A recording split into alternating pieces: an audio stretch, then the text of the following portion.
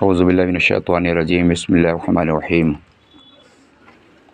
نحمدہ و نصلی علی رسولہ الکریم الامین وعلی آلہ الطیبین الطاہرین واصحابہ الہادین المہدیین اما بعد فاعوذ باللہ من الشیطان الرجیم بسم اللہ الرحمن الرحیم۔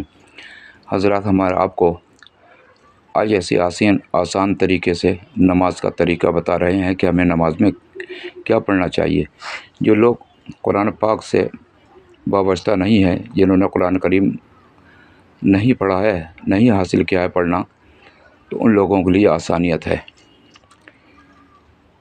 الحمد شریف تو ضرور ہی پڑھی جاتی ہے، اس کے بعد الف لام میم یاد کر لیں تو الف لام میم میں وَمِمَّا رَزَقْنَاهُمْ يُنْفِقُونَ یہاں تک ایک رکعت پڑھ سکتے ہیں، اور دوسری رکعت میں الحمد شریف کے بعد میں وَالَّذِينَ يُؤْمِنُونَ بِمَا أُنزِلَ إِلَيْكَ وَمَا أُنزِلَ مِن قَبْلِكَ وَبِالْآخِرَةِ هُمْ يُوقِنُونَ یہ پڑھ سکتے ہیں دوسری رکعت میں۔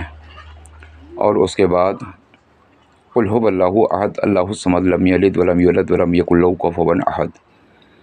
پہلے الف لام میم میں پڑھو، اس کے بعد میں قُلْ هُوَ اللَّهُ شریف پڑھ لیجئے، اور اس کے بعد ایک اور ہے کہ وَالْعَصْرِ إِنَّ الْإِنسَانَ لَفِي خُسْرٍ إِلَّا الَّذِينَ آمَنُوا وَعَمِلُوا الصَّالِحَاتِ وَتَوَاصَوْا بِالْحَقِّ وَتَوَاصَوْا بِالصَّبْرِ۔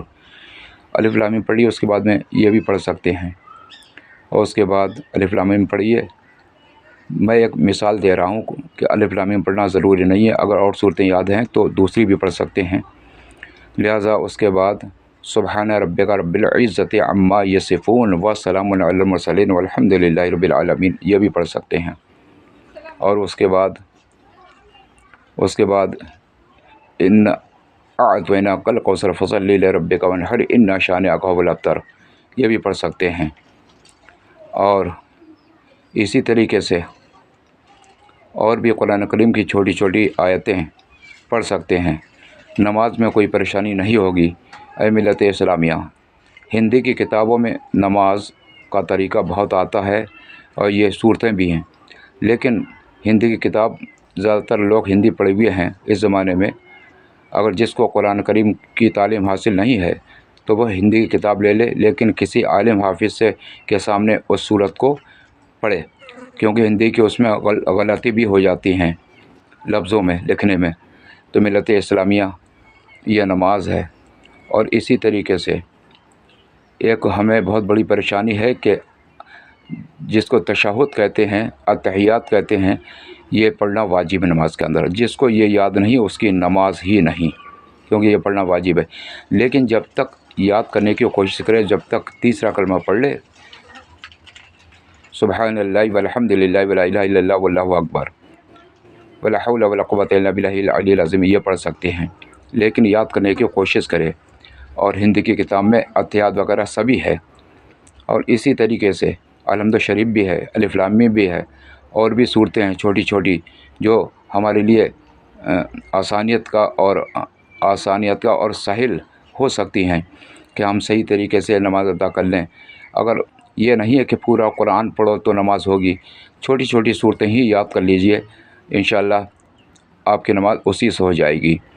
لیکن ایک چیز اور ہے ملت اسلامیہ، جب آپ نماز کے لیے کھڑے ہوں تو دونوں ہاتھ جو ہے سیدھے کعبہ شریف کی طرف ہتھیلی ہونا چاہیے، اور یہ انگوٹھے جو ہیں گدیوں کو چھو جانا چاہیے۔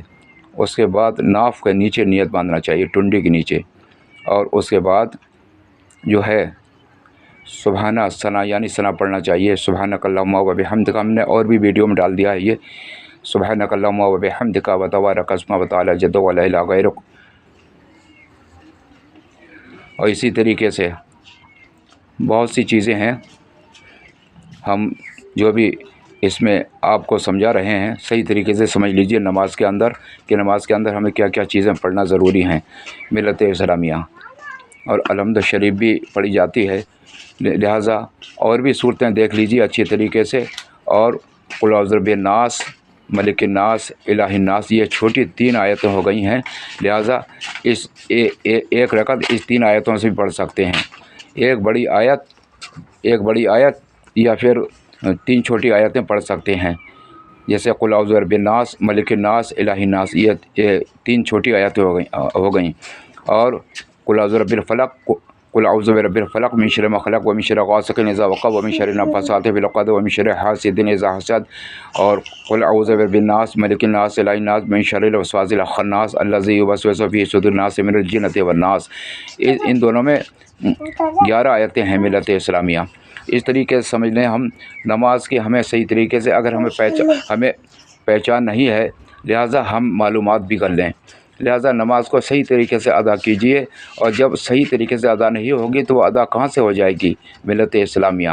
اب ایک چیز اور ہے نماز کے اندر کہ نماز میں جب ہم کھڑے ہوں تو ہماری نگاہ جو ہے سجدے کی جگہ پہ رہنا چاہیے، اور ہم کھڑے ہوں تو ہمارے پاؤں 4 انگل کے فاصلے پہ ہونا چاہیے، پیروں کی ایڑی کے بیچ میں، اور اس کے بعد اگر کوئی موٹا تازہ ہے، کسی کے پاؤں زیادہ موٹے ہیں، اس کے تھوڑے پھیل جائیں تو اس میں اجازت ہے۔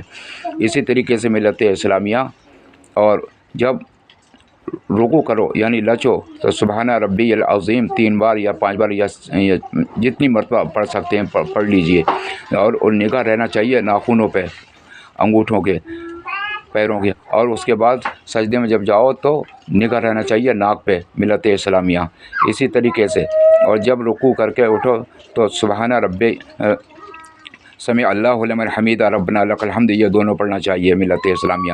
تو اس طریقے سے ہندی کی کتابوں میں بہت سی چیزیں ہیں جس سے آپ کی نماز کی اصلاح ہو سکتی ہے، لیکن خود گڑنا مت، ان کے خود مت پڑھنا، کیونکہ اس میں بہت سی غلطی ہوتی ہیں، اور غلطی ہونے کے ساتھ ساتھ حقیقت میں یہ ہے کہ کسی حافظ و عالم کسی کے سامنے پڑھا جائے، یا قرآن کریم کی جس کے پاس تلاوت ہو کرتا ہو، یا قرآن کریم کا درس جس کے پاس صحیح ہو اسے سنایا جائے، تاکہ تمہاری یہ صورتیں یا آیتیں جو نماز پڑھ جائیں درست ہو جائیں ملت اسلامیہ۔ اللہ تبارک تعالیٰ تمام مسلمانوں کو نماز پڑھنے کی صحیح ہدایت فرمائے، صحیح راستہ دکھائے، آمین یا رب العالمین۔ وآخر دعوانا الحمد للہ رب العالمین۔